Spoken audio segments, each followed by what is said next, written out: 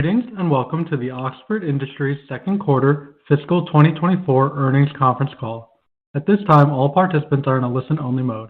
If anyone should require operator assistance during the conference, please press star zero on your telephone keypad. A brief question and answer session will follow the formal presentation. As a reminder, this call is being recorded. I would now like to turn the call over to Brian Smith. Thank you, Brian. You may begin. Thank you and good afternoon.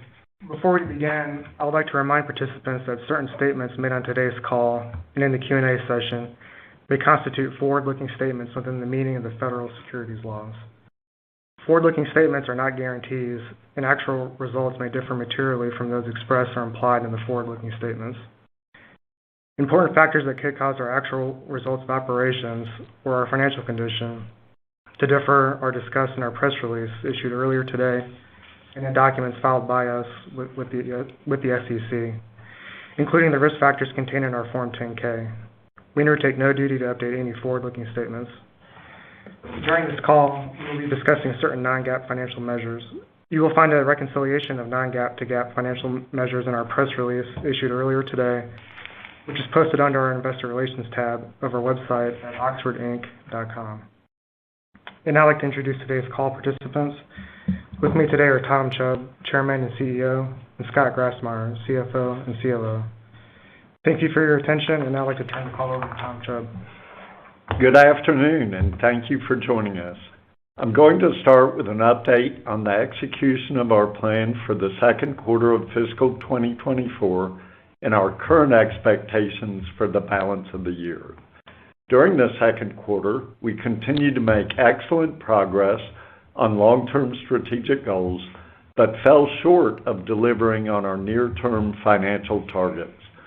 Sales of $420 million and adjusted EPS of $2.70 for the quarter were below our guidance range, primarily due to a continued pullback from the consumer. The pullback worsened sequentially during the quarter, coinciding with consumer sentiment hitting an 8-month low in July, with a trend continuing into August and the start of our third quarter. While most underlying economic indicators remain reasonably strong, the cumulative effect of several years of inflation may be catching up with the consumer. Simultaneously, the second quarter was also marked by several national and global noteworthy events that led to a more distracted consumer at several points over the summer. Certain factors that we may believe may have amplified these headwinds with respect to our particular business include, first, our focus on affluent 45 and up customers who tend to be more headline and market sensitive. Second, our significant exposure to Florida, which accounts for over a third of our bricks and mortar business and grew at an exceptional pace coming out of the pandemic, but has slowed down as the new post-pandemic world settles in. And finally, some commercial and merchandising missteps on our part, including assortment misses and timing of promotional events. The slowdown we experienced in our business has been driven by reduced conversion while traffic has remained strong, which indicates that consumers are very interested in our leading brands but have become cautious when making purchase decisions. Looking across the marketplace, the two areas where the consumer continues to respond positively are newness and value. During the quarter, we saw strong full-price response to fashion and new and differentiated products, while interest in core styles was more muted. The consumer also responded to value in the quarter, with a higher proportion of sales during the quarter occurring during promotional events and at our outlet stores than in last year's second quarter. The greater proportion of off-price selling put pressure on gross margin versus our expectation, which along with lower than anticipated sales resulted in operating margin, operating profit, and ultimately EPS that were below our plan. Importantly, our balance sheet remains strong. Inventories were down on a year-over-year basis to end the quarter, while strong cash flows allowed us to continue investing in the future of our business, including investing in our store pipeline and Lyons, Georgia distribution center project, which Scott will detail shortly, pay off our debt, and return cash directly to shareholders through our quarterly dividend. For the balance of the year, we expect to continue to see a more cautious consumer, and accordingly, we have reduced our forecast for the year. Our playbook for achieving forecasted results will be, as always, to protect the strength and integrity of our brands for the long term by avoiding brand-damaging, short-sighted reactions to current market conditions. At the same time, we will create excitement and enthusiasm for our brands via some specific initiatives in the second half. These include new collections, such as our Tommy Bahama Indigo Palms collection of denim and denim-friendly products, which launched early in the third quarter. Initial reception to the collection's launch has been strong. The Indigo Palms collection encompasses a range of styles for both men and women, and the early success is fueling our optimism for how it can help us continue to build and grow our business going forward in both our direct channels as well as wholesale. By offering our guests a completely on-brand assortment of Tommy Bahama product that is appropriate for cooler weather, it enhances our ability to be relevant in the cooler months, particularly in the western part of the country, the Midwest, the Mid-Atlantic, and the Northeast. Also in the denim universe, Johnny Was is collaborating with Sasan Denim, playing to nostalgia for the original premium denim brand and featuring a beautiful marketing campaign with Lily Aldridge as the face of the brand. A campaign like this is new territory for us, and we are excited to see what we learn from it. From a value perspective, we will again protect the integrity of our brands, but within that constraint, offer plenty of opportunities for our customers to get lots of value for their money in brand-friendly ways. Some examples of this include the seasonal Lilly Pulitzer flash sale, which is happening right now, and our holiday marketing plans, which feature special value products, gift with purchase, gift cards, bounce-back deals, and many others. In addition to our focus on top-line initiatives, our second half will include focus on our operating margin with a keen interest in opportunities for SG&A reductions. As an example, we invested in the relocation of Johnny Was distribution center operations from high-cost distribution centers in Los Angeles to Lyons, Georgia, that will result in significant operating cost reductions that Scott will discuss more in a minute. We will also continue to look across all areas of business for opportunities to reduce SG&A spend without impairing our future growth prospects.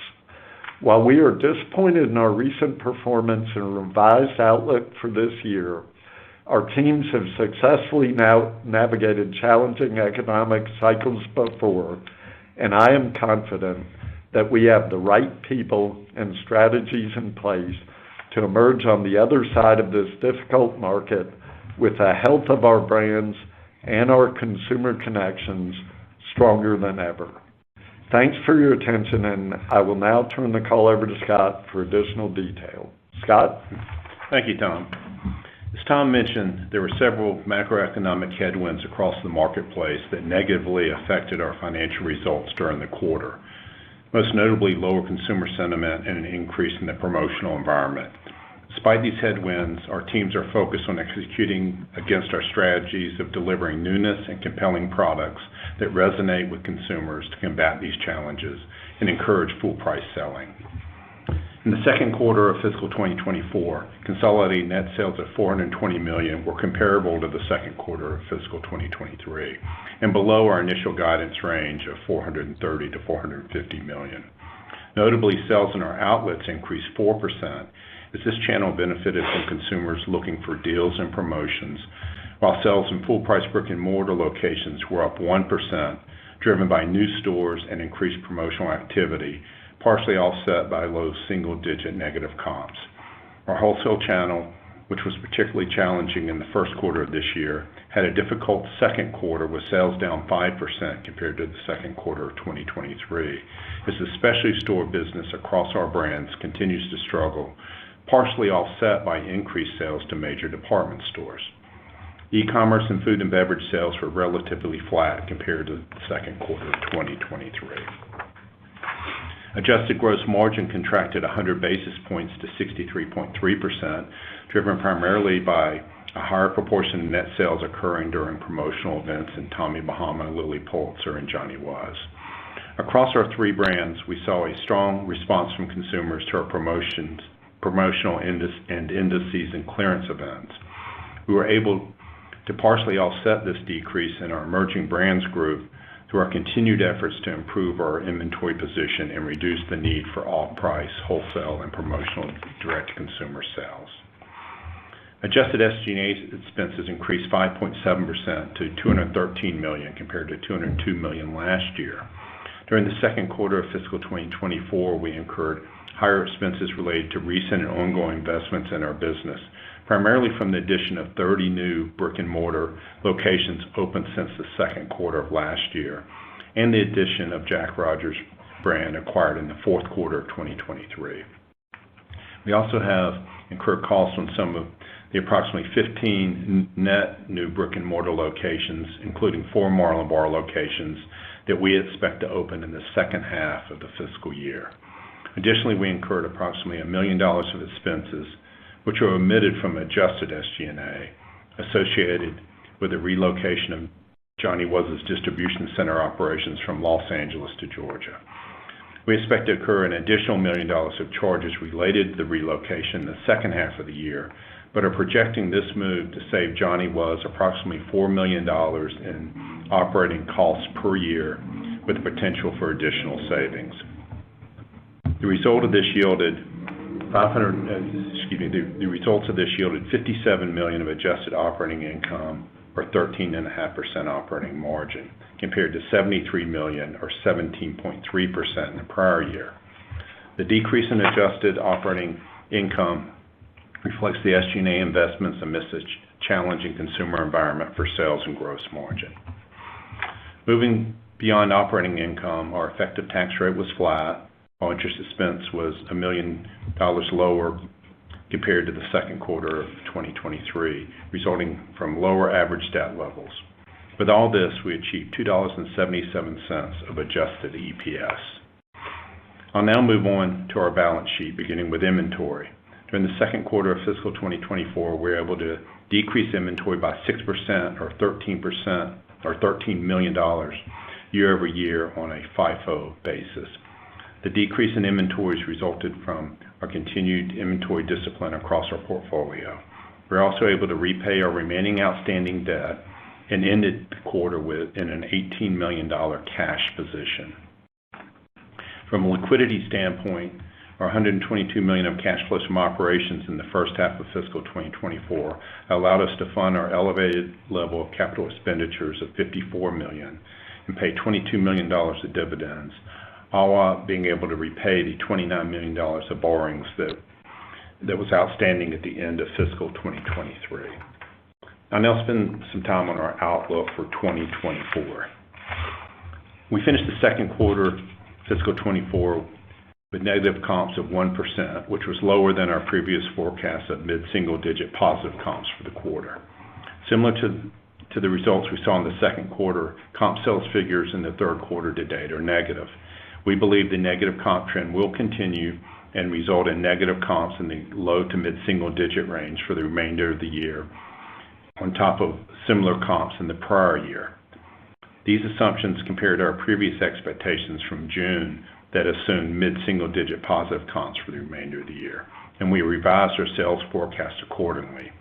For the full year, we now expect net sales to be between $1.51 billion and $1.54 billion, or a decline of 2 to 4% compared to sales of $1.57 billion in 2023. Our updated sales plan for 2024 now includes low to mid-single-digit sales declines in Tommy Bahama and Lilly Pulitzer, partially offset by sales growth in the low single-digit range for Johnny Was and the Emerging Brands Group. By channel, wholesale comprises the majority of the sales decrease, with a partial offset from a slight increase in our direct-to-consumer channels.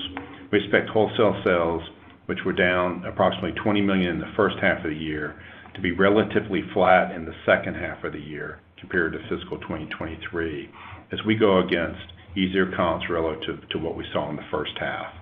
In our direct-to-consumer channels, we expect growth in our outlets as those locations continue to perform well in the current environment, and in our full-price retail food and beverage locations that will benefit from the addition of the approximately 30 new locations during the year.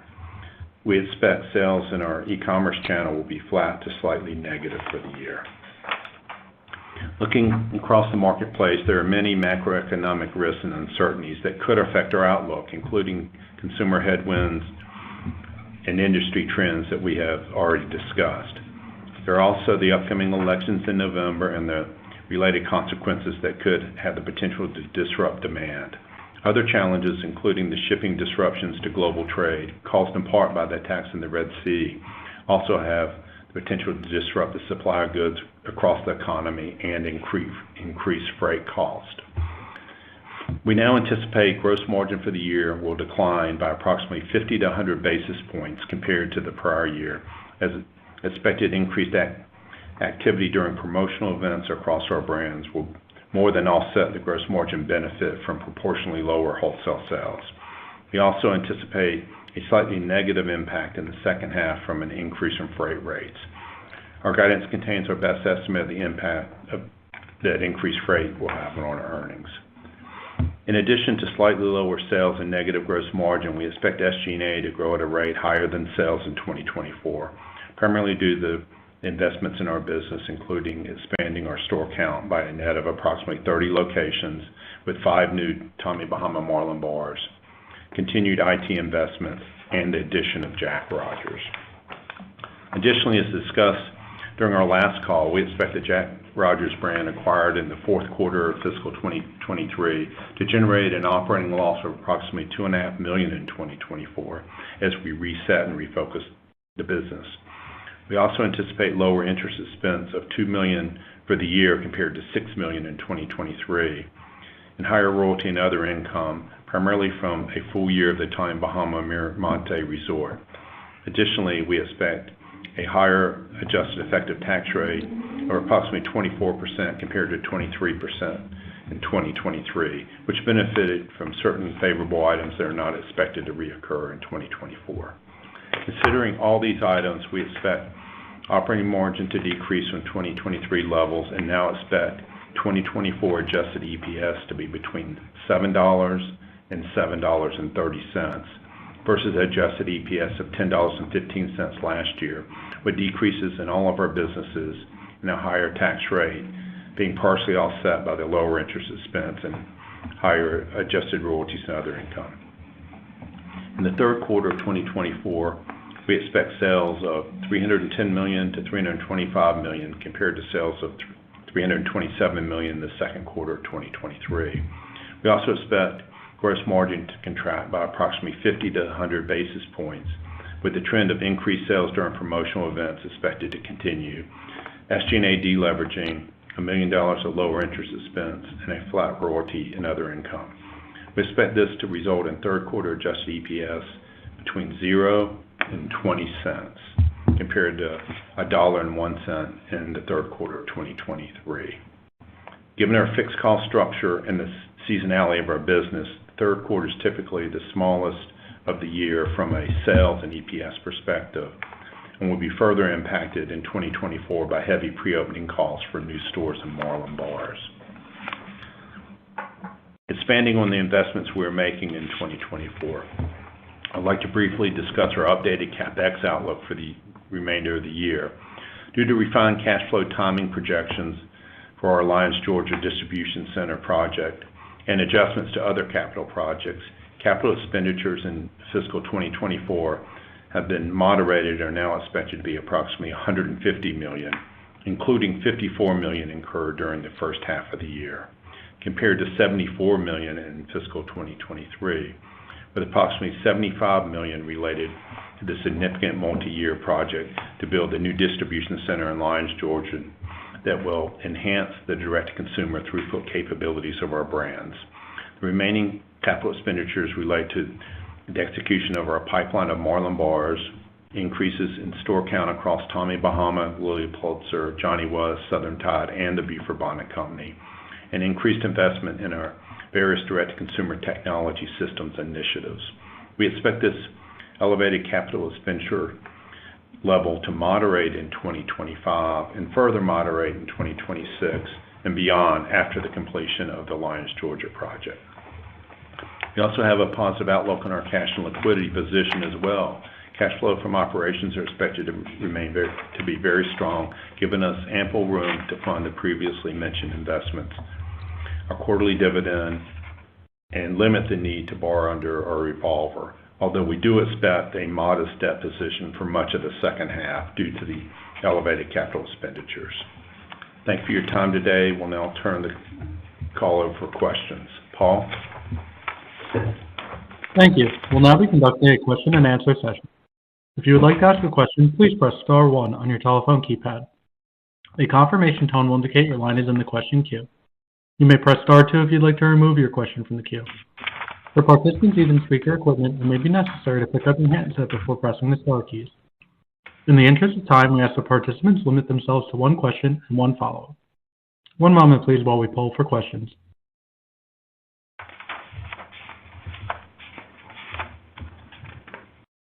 Thank you. Our first question is from Ashley Owens with KeyBanc Capital Markets.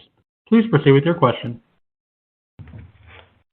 Hi, thanks for taking my question today. This is Chandana Madaka on for Ashley. So I just wanted to dig into maybe a little bit more about how you're thinking about promotional events going into the back half, maybe any color you could provide there by brand, just, now that the thinking around promotions is a little bit differently. Also wanted to see if you could dig in further for us on what you're hearing from wholesale partners, maybe an update on the order books. Thank you. Okay, so on the promotions, I wouldn't say that we're really thinking about it differently. I think what we're thinking is just we recognize that they're going to be very important this year, especially as they always are during the holiday period. So we're going to start a bit earlier. As you know, the shopping season is about 5 days, it's exactly 5 days shorter this year than it was last year. So it's going to be important that we jump on it at the beginning of the November. We're going to have an assortment of mailers. We're doing a mailer in Tommy Bahama that we haven't done in a couple of years, so that would be a little bit of a change.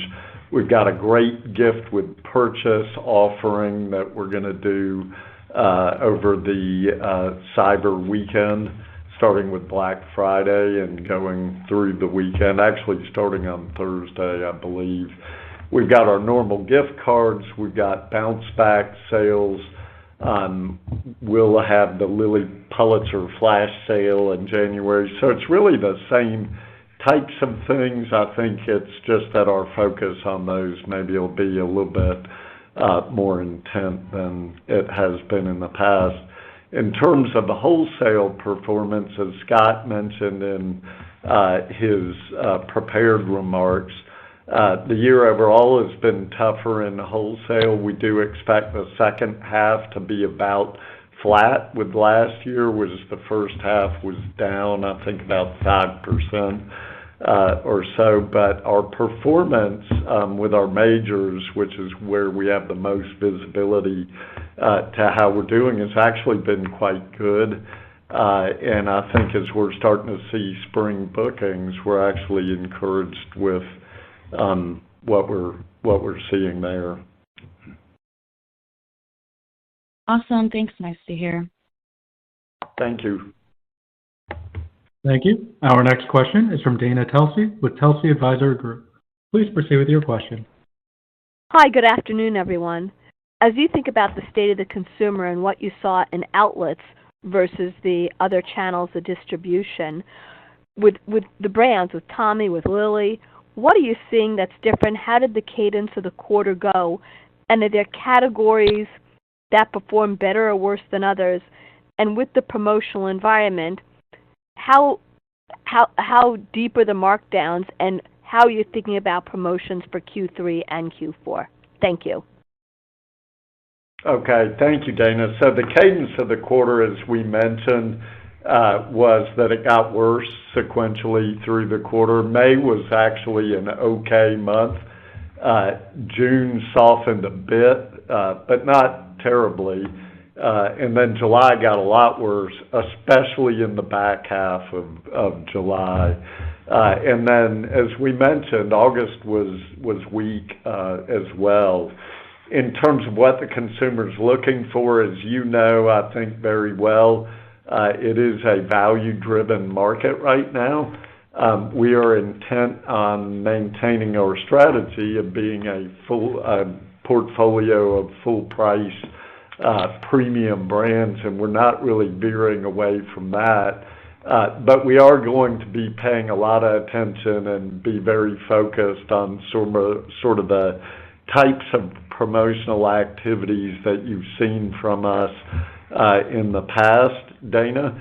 And then, as we mentioned in our prepared remarks, we, during the second quarter, did a greater proportion of our sales during those events. We may have had a little bit more in terms of the number of promotional days, but the biggest factor was just that was the time when the consumer was most interested in shopping, and the time where they were most interested in converting, if you will. I would say that the discounts were also a little bit steeper during the second quarter. And I think it's reasonable to expect that we're going to see a similar pattern in the third and fourth quarter, and that is what we built into our guidance. And Scott, you may want to reiterate and elaborate on our guidance a bit. Yeah, as we mentioned in the call, we have moderated the comps where we were expecting positive comps in our earlier guidance, and we moderated them down to kind of the low to mid single digit range. And it's just basically what we've been seeing, recently in the state of the consumer. We just thought it was prudent to do that. And we do have the shorter period between Thanksgiving and Christmas, and we do think it's going to be a promotional period. And we're going to try to do similar type events, but as we found in the second quarter, we tended to have a little bit more inventory to fuel those events than we might have last year, which did erode gross margin a little bit. And then, Dana, in terms of products, I would say, anything that's truly new, truly innovative, truly differentiated are the products that are most likely to get the consumer's attention. And then just broadly, I would say that the more casual categories, the athleisure type product, swim has been slower. Those types of things have been slower.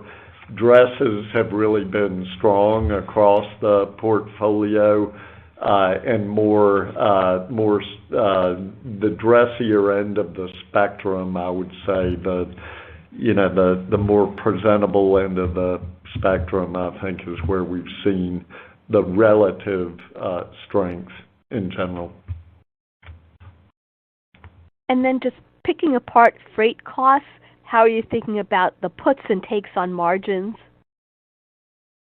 Yeah, we built in about 15 to 20 basis points in margin hit due to elevated freight. So it's not a huge amount. We are watching, and that's mainly some of the Red Sea issues that have inflated rates. We are watching closely the East Coast situation with the union negotiations, and our diverting some product to the West Coast, and then we'll have to bring it across the country in some cases. So that's something we continue to watch, but we have built in some disruption from that. Obviously, if the East Coast ports do go on strike, that's that's going to be a disruptor to, I think, everyone. And just one last thing. With the change in business patterns, whether it's marketing or store openings or Marlin bars, any adjustments that you're thinking about, whether in terms of timing or shifts in how you're thinking about any of the initiatives? Thank you. Not really. We're pretty much full steam ahead. On the growth initiatives, we are. SG&A is something we always look at, but it's obviously we're looking at opportunities there when they present themselves. We mentioned the Johnny Was distribution center move, which we was going to save us a bit of money, and we're looking at other opportunities to reduce SG&A. But as far as growth initiatives, we're moving forward. Which would include the stores that we're opening, the Marlin bars, and the distribution center in Lyons. And look, Dana, we believe that this is at worst an old school recession. Maybe not even that. It's not the type of event that we saw in the pandemic or the financial crisis. And we want to be ready when business starts to pick up. We believe in our direct-to-consumer channels, as we do our wholesale channel, and building stores and Marlin bars and having a DC that can service both retail, wholesale, and our e-com business is, going to be very important as we get a year, 2, 3 years out. So we want to make sure that we're there. These are long-term projects that we need to manage for the long term. Thank you. Thank you, Dana. Thank you. Our next question is from Mauricio Serna with UBS. Please proceed with your question. Hi, good afternoon. Thanks for taking our questions. I guess maybe if you could elaborate a little bit more on the promotional activity across each of the 3 big brands. I recall there was some shift in promotional events and Lilly Pulitzer, but outside of that, anywhere where you saw promotions really surprise you on the negative side, and just a bit more details on that would be very helpful. Thank you. Mauricio, I'd say is this more we sold through a bit less at full price than we expected, so we had more inventory when we did, like Tommy's end of the season sale had, more inventory than did the prior year. Lilly, Johnny Was, that was more the case, so it just resulted in, and you had a consumer much more willing to buy during those events. So it wasn't that we had major change in the events or were majorly different on the degree of discounts. There was just more inventory available that sold, so we kind of traded some full price sales for off price sales during typical clearance periods. Understood. And then just a quick follow-up. Surprised to see also kind of the slowdown on the restaurant business. Could you elaborate a little bit more about what happened there? And lastly, could you remind us the comp sales, the compares you're up against in the second half of the year? I think, just to be mindful of that. Thank you. Yes, I think the restaurants slowdown, as you know, Mauricio, the restaurants just have not slowed down really up until the second quarter. They have been extremely strong as they reopened, even during the pandemic, when service was much more limited. They were quite strong and then just had been super strong, and I think a little bit of that has slowed down. Florida, for example, is a big restaurant market, and as we talked about in the retail business in Florida as well, which had been just sort of nonstop go since the pandemic, and it sort of settled down to it where it was performing more like the rest of the country during the quarter. As far as comps, last year, Q3 and Q4, we were kind of in that, we were kind of the 3 to 5% range negative. And so we're projecting similar type comps in our second half this year. And where before we were projecting positive comps. So that's the big change in guidance is really that comp movement is the biggest change. Thank you.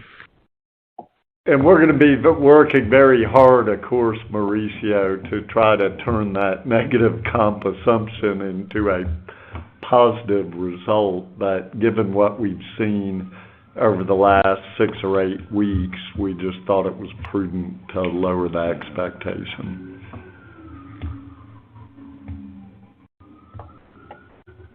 Thank you. Our next question is from Janine Stichter with BTIG. Please proceed with your question.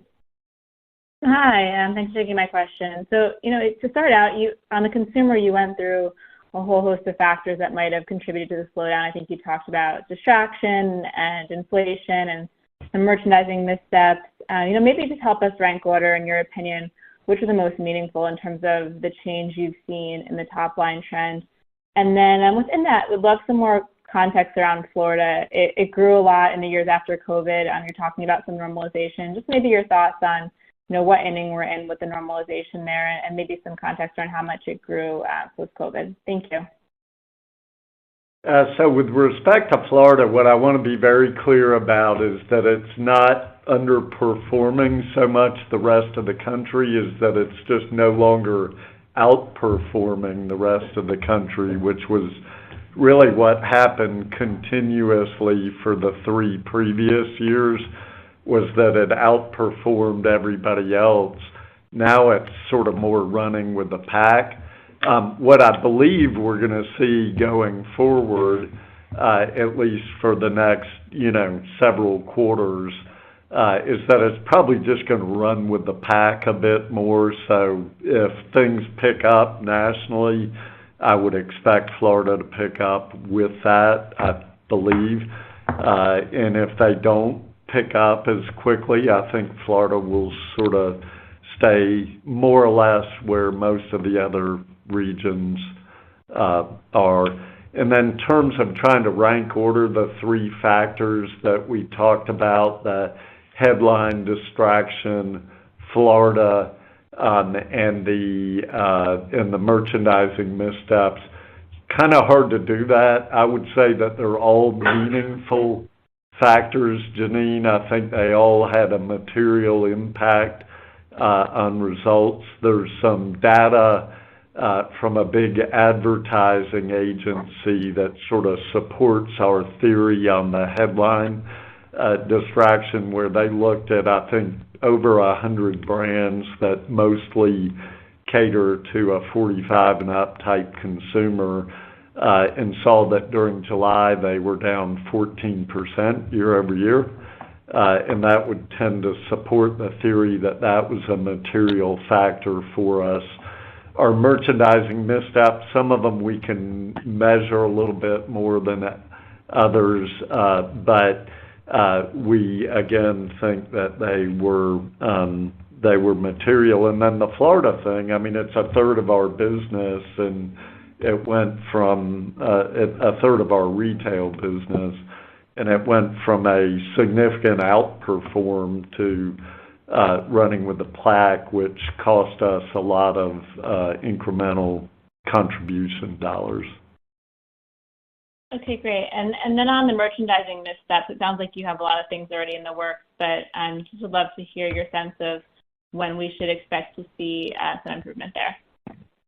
Well, certainly on a year-over-year basis, as we get to the second quarter of next year, they're all completely fixable. Undoubtedly, we will make some other missteps next year. It's a part of the business. Hopefully, they'll just be a little less pronounced than this year. and we believe they will. And then in terms of what we've got coming for the third and fourth quarter, from a merchandise and commercial standpoint, we really like it a lot. One of the things that we've got that we think will be a meaningful plus for us this year, we've got the Indigo Palms launch in Tommy Bahama, which is already driving some positive results in the getting cooler month that we're in now, and should help as we get further into the cooler months. And then in January, they're actually going to have a early spring delivery that's going to hit the floor in January.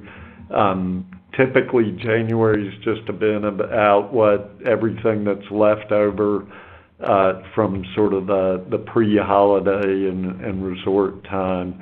And this year, we're actually going to give our guests a taste of spring in January that we think they'll be receptive to and they'll like. So we like our lineup for the second half. We wish the consumer were a little bit stronger than they are, but we do think we've got good tools to work with to try to capitalize on the demand that is there.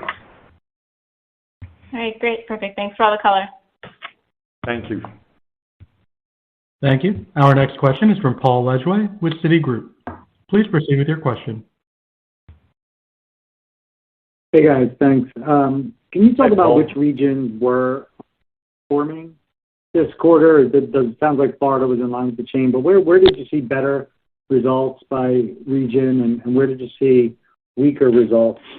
And then can you talk about where each of the brands are in terms of full price selling relative to all-time peaks, and also maybe relative to pre-pandemic levels? Just trying to understand, the level of markdowns that you're seeing, what percentage of the assortment for each of the brands are selling at full price today versus what you saw last year or year before, maybe pre-pandemic, just to kind of frame where you are in that continuum. Thanks.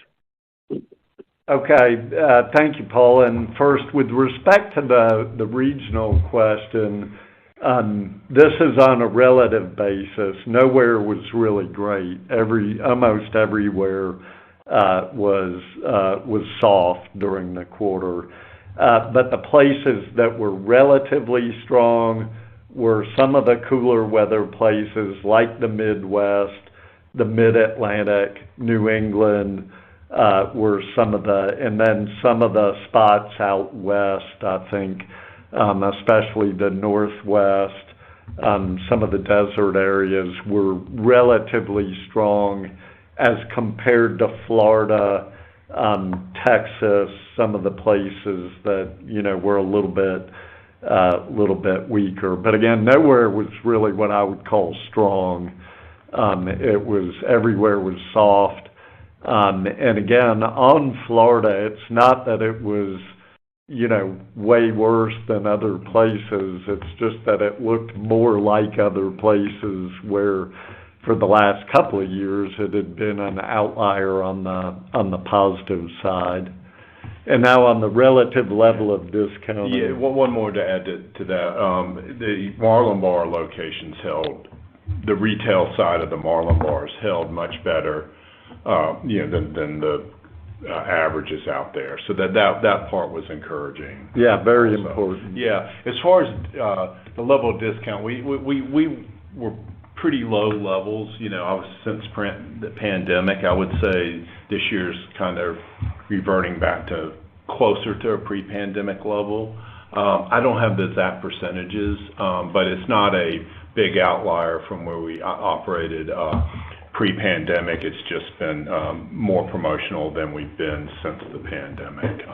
And again, it's the lower full price sales that's just yielding. It's not because we're doing lots more events. It's just the lower full price sales is just providing more inventory that we need to clear. And some of our clearance and promotional events are just a bit bigger. Got it. How are you thinking about ticket prices?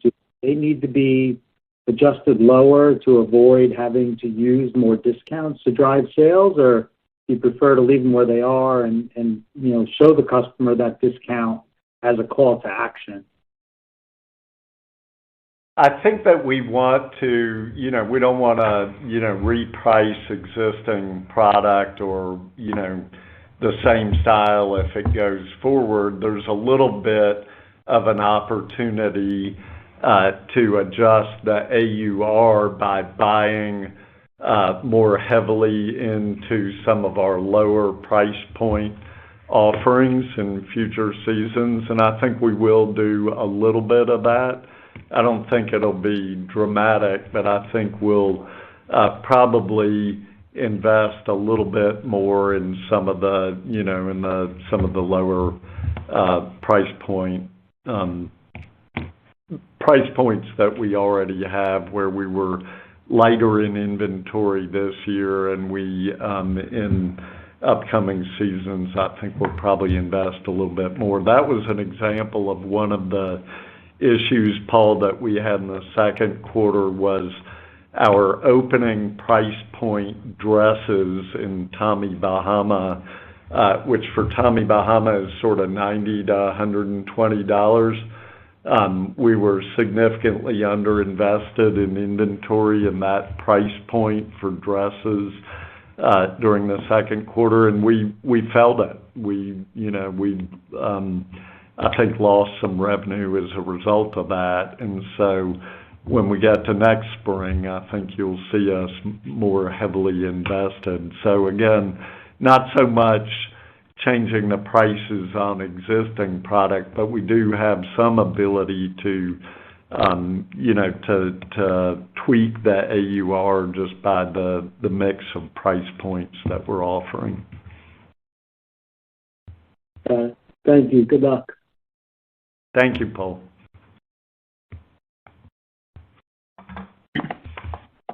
Thank you. There are no further questions at this time. I would like to hand the floor back over to management for any closing comments. Okay, Paul, thank you very much for hosting our call, and thanks to all of you for your interest in our company, and we look forward to talking to you again in December, and I hope all is well until then.